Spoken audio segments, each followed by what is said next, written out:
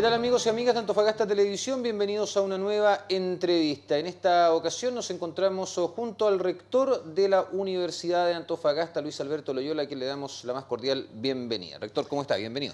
Muchas gracias por la invitación, Iván. Muy buenas tardes. Vamos primero quizás a hacer un breve balance o análisis de lo que fue este 2016 para la Universidad de Antofagasta para entrar después a los grandes desafíos que se vienen para el 2017. Vamos primero con este balance del 2016. Bueno, yo creo que hay una cosa importante. La Universidad de Antofagasta se viene desarrollando en un sistema mixto universitario, en el cual, ¿no es cierto?, hay universidades públicas, universidades del Estado, hay un sistema de financiamiento que está establecido en el año 81, que se arrastra ya desde ese tiempo, que no nos beneficia en absoluto y que está regulado, ¿no es cierto?, hoy día por la demanda. Y nosotros sabemos que la demanda en regiones es mucho menor que en regiones mucho mayores, más cerca al centro del país. Por lo tanto, los recursos son limitados de esa perspectiva. Y están en desventaja, además. Justamente, entonces, lo que tiene que ocurrir, y es lo que me parece importante señalar, es que tiene que haber un cambio del financiamiento en la educación superior, tiene que ir hacia la oferta y no hacia la demanda. Es decir, tiene que ir a las instituciones, para que las instituciones mejoren en calidad. Hoy día, un ejemplo claro es que las universidades del Estado absorben el 15% de la matrícula. O sea, el sistema mixto es todo un sistema desbalanceado hacia la oferta privada. Y en esa perspectiva, ¿no es cierto?, lo que pretendemos es que haya un equilibrio con las universidades que son propias del Estado, que son de todos, y entre las cuales está la Universidad de Antofagasta, en que hoy día el mejor ejemplo es que la gratuidad también está yendo a la demanda. Entonces va el estudiante. Entonces nuestra universidad recibe un número de estudiantes correspondiente al 23% del estudiantado que tiene. ¿Por qué? Porque, claro, se usan parámetros para determinar el arancel de referencia, que son parámetros que podrán andar bien en Santiago, pero no en Antofagasta, o en una región que tiene alto costo y las remuneraciones tienen otro nivel. En cualquier región extrema de todo. Claro, entonces los primeros 5 deciles de acá son pocos. Entonces, Eso, disculpe, rector, eso tiene relación directa también con muchas críticas que apuntan a que esta reforma partió patas para arriba, por decirlo de alguna manera, que primero tendría que haber partido por mejorar la calidad para posteriormente comenzar a pensar en temas que tenían que ver con financiamiento o con gratuidad. Yo creo que efectivamente la reforma no es solo gratuidad, y eso debe quedar muy claro. Uno de los temas centrales de la reforma es la regulación. ¿Cómo se regula el sistema? O sea, la nueva ley que está propuesta en sí, bueno, propone esta regulación, hay una superintendencia, hay una subsecretaría, o sea, alguien tiene que regular este sistema, no puede haber un crecimiento así espontáneo como ha ocurrido, ¿no es cierto?, que estamos hablando del orden de las 60 universidades en el país, un número extraordinariamente grande, ¿no es cierto?, para un país con la cantidad de habitantes que tiene. Entonces, no solamente es eso, también tiene que cambiar el sistema de aseguramiento de la calidad. No es el mejor el sistema de aseguramiento de la calidad que tenemos hoy día. Tenemos que tener un consejo que sea independiente del sector político que dirige al país. Tiene que tener independencia, tiene que haber libre de intereses. O sea, eso por un lado. Y por otro lado hay que cambiar los estándares, tienen que haber estándares. O sea, hay que tomar en cuenta que las universidades en regiones tienen otras exigencias a las universidades del centro del país. No es lo mismo estar en Antofagasta que estar en Concepción. Son regiones distintas con entornos diferentes, con exigencias diferentes. Estas dificultades respecto al financiamiento, ¿cómo han resentido también en procesos tan importantes y que cada vez se le exigen más a las instituciones de educación superior, como por ejemplo innovación e investigación? Bueno, yo creo que hay un hecho que es central, podrá ser discutido, hay distintos puntos de vista, pero creo que la complejidad de las instituciones de educación superior es un punto central. Eso significa que la universidad tiene que hacer docencia de pre y posgrado, tiene que hacer investigación, innovación, transferencia tecnológica y vinculación. Entonces, nuestras universidades, las de regiones, hemos ido avanzando en esa línea. Y de hecho, la investigación hoy día en Chile es financiada por Corfo, por CONICYT, ¿no es cierto? Tenemos, afortunadamente, en las regiones como la nuestra, los fondos de innovación para la competitividad que son administrados por el gobierno regional. De manera que a nosotros nos ha ido, yo diría que bien, en el ámbito del desarrollo de la investigación. Hemos logrado fijar ciertas áreas de desarrollo importantes. Una de ellas, connotada, es el área de energía solar. Desde hace 3 años que tenemos un desarrollo importante en el ámbito de energía solar, hoy día mucho más asociado también a la riqueza que tiene la región, porque por un lado surge el problema no solamente de la generación la generación, el uso de la energía solar, Claro. ¿no es cierto?, sino que cómo almacenamos la energía solar, o sea, el almacenamiento solar. Y para almacenar la energía solar, uno de los elementos fundamentales son las sales de litio. Entonces eso está muy asociado a la referencia de lo que tenemos en la Y región. hay un potencial tremendo ahí Inmenso. también. Entonces, por otro lado, ¿no es cierto?, la investigación en el ámbito de las celdas fotovoltaicas están orientadas hacia el material que se utiliza para estas celdas. No es lo mismo, el mismo material se puede usar en el desierto que en la costa. Claro. Entonces, tampoco, de manera que hay que generar investigación en ese contexto, y hemos generado un montón de plantas fotovoltaicas en la zona que son verdaderos laboratorios, en los cuales los materiales con los cuales se usa son distintos. Entonces, tenemos que determinar cuáles son los materiales más adecuados para esto. Entonces, ese es un área de desarrollo importante. Energías renovables. En general, los recursos naturales renovables. Entonces, en ese contexto está todo lo que tiene que ver con extremófilos, es decir, con todos los seres vivos que viven precisamente en condiciones extremas. ¿Ya? Hay una cantidad importante de sustancias y de seres que tienen constituciones y organismos distintos. Y eso es un área de investigación importante y relevante desde el punto de vista biotecnológico. Pero hay también un tema que no debemos dejar pasar y que corresponde hoy día a lo que significa el desarrollo de la astronomía en la región. La universidad tiene un grupo de astronomía que éramos 2 doctores, hoy día hay 8, ¿ya?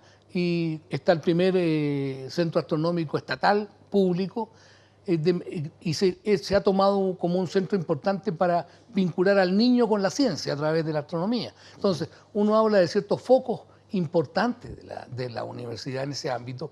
El ámbito de los procesos mineros es súper relevante, y ahí hay una muestra de cómo hay que hacer las cosas. O sea, nos hemos focalizado en ciertas áreas, incluso la complejidad que uno puede decir, tenemos energía solar como tema central, claro, pero tenemos un programa de magíster en desarrollo energético y tenemos un doctorado en energía solar. Tenemos un doctorado en ingeniería de procesos mineros, acreditado por 6 años. Tiene 7 años como máximo, o sea, es de muy buen nivel en regiones. Y además contribuye a diversificar un poco, que una de las grandes críticas que se hacen a nivel de una región como Antofagasta, que la mayor parte de su servicio y su productividad es minera, son temáticas que contribuyen también a diversificar justamente temas pensando en también lo que pueda ocurrir a futuro con una región de Antofagasta focalizada o enfocada en otras grandes temáticas. Justamente, y está centrado hacia ir a pilotaje. O sea, tenemos un centro de pilotaje en el ámbito de la mantención mecánica, tenemos una planta precisamente de almacenamiento térmico. Entonces, de lo que se pretende es que nuestra investigación en realidad vaya finalmente a innovación y a transferencia. La universidad tiene una unidad de transferencia tecnológica, hoy día se han desarrollado durante el año 4 patentes que ya han cumplido sus etapas pertinentes, de manera de que lo que hacemos es vincular las ventajas comparativas de la región con la generación de conocimiento. Hay una gran crítica que también se le hace muchas veces a casas de estudios superiores en general, que tiene que ver con la sobrecontratación, podríamos decirlo, de profesores hora, lo que rompe un poquito el esquema que se daba en décadas anteriores, en las cuales los profesores prácticamente pasaban todo el día en la universidad y se provocaba una vida universitaria, valga la redundancia, que era totalmente distinta a la que vemos ahora.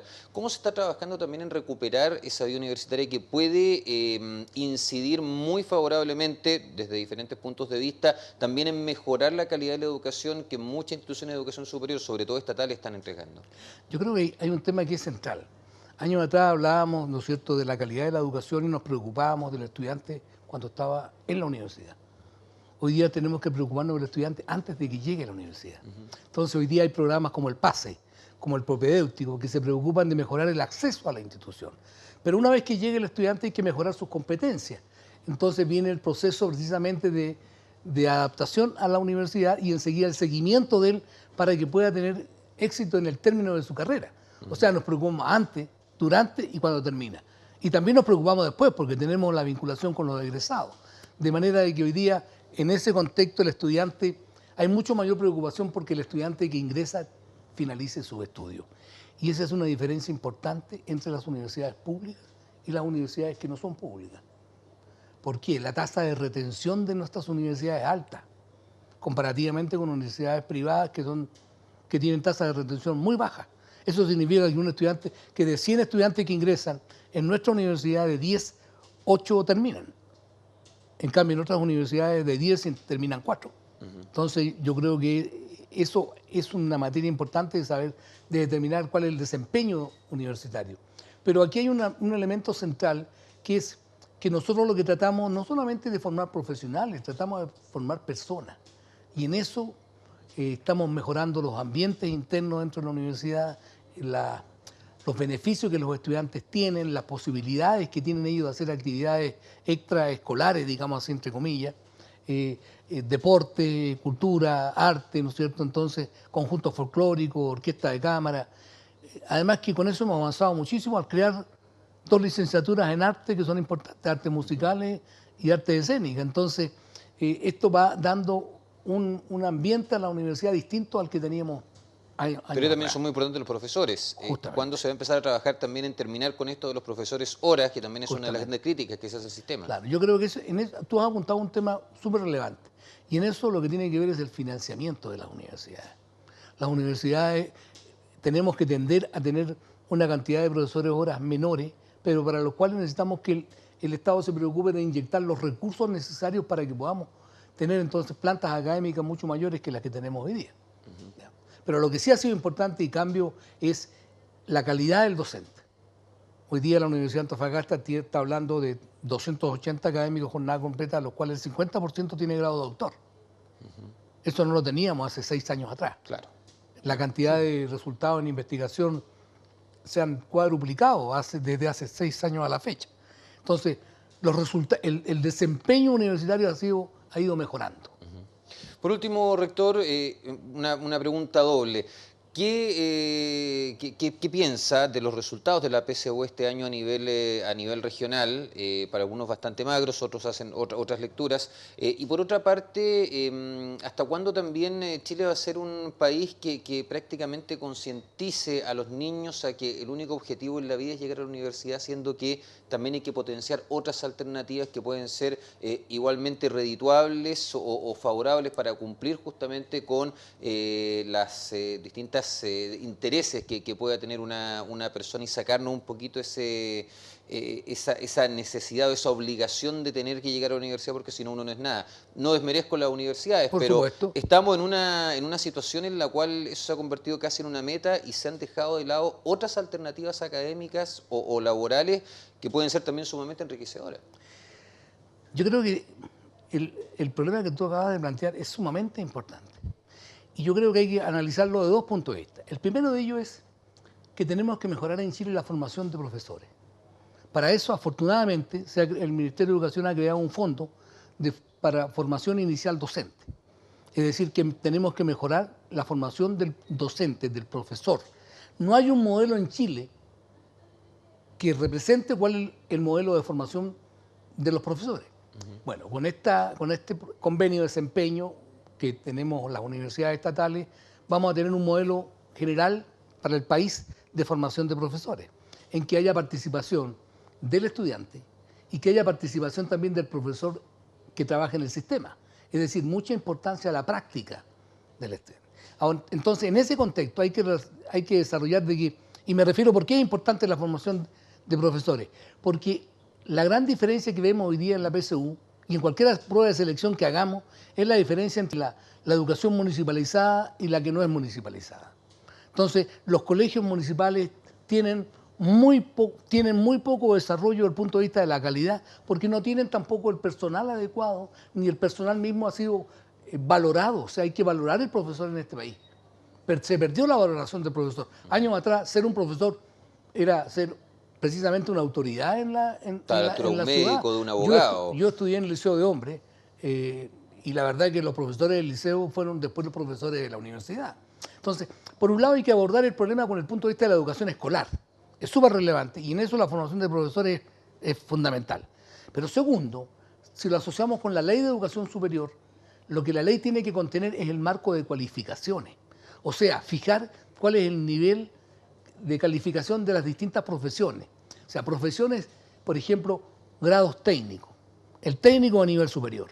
Después vienen las carreras sin licenciatura, las carreras con licenciatura, el magíster, el doctorado. Entonces, todas estas etapas tienen que estar calificadas, pero además la relación entre una y ella, porque un estudiante que estudió un grado técnico del superior no puede continuar después una carrera de ingeniero de ejecución, por ejemplo. O sea, tiene que haber lo que hablamos un marco de cualificación, que se pueda ir fundamentando en la educación continua. Entonces, eso significa valorar, porque no todos, efectivamente, tal como tú señalas, tienen que ingresar a la universidad. Si podemos ingresar precisamente al nivel técnico superior, que está muy bien calificado, que la oferta es grande y la demanda es importante, pero que él también tiene capacidad después de seguir sus estudios en este marco de calificación, que es importante que el país lo defina, porque define la calidad. Hoy día los centros de formación técnica son muy pocos los que están acreditados en el país. Entonces, ¿quién asegura la calidad de esa formación? Entonces, lo que un marco de calificación asegura es que estos niveles tienen que cumplir estándares bien definidos. Eso nos plantea una gran cantidad también de metas a cumplir durante el 2017. Por supuesto, es una etapa. Por eso es que es súper relevante de que en este país durante el año pueda trabajarse en la ley de educación superior y podamos tener una ley de educación consensuada, conversada, analizada, que contemple estos problemas. Por eso digo, no solamente la gratuidad, que está hoy día en la ley de presupuesto y que tiene que ir vista de otra manera. Rector, muchas gracias por estar con nosotros aquí en Antofagasta Televisión. No, muchísimas gracias por su invitación y nos permite también comunicarnos con nuestros televidentes para que conozcan un poco lo que es una universidad de esta región y que se desarrolla precisamente para el desarrollo de esta región. Por supuesto. Muchas gracias. No, gracias a ustedes. Conversábamos entonces con el rector de la Universidad de Antofagasta, Luis Alberto Loyola, aquí en Antofagasta Televisión. Nosotros nos reuniremos próximamente, como siempre, con interesantes invitados en una nueva entrevista. Hasta pronto.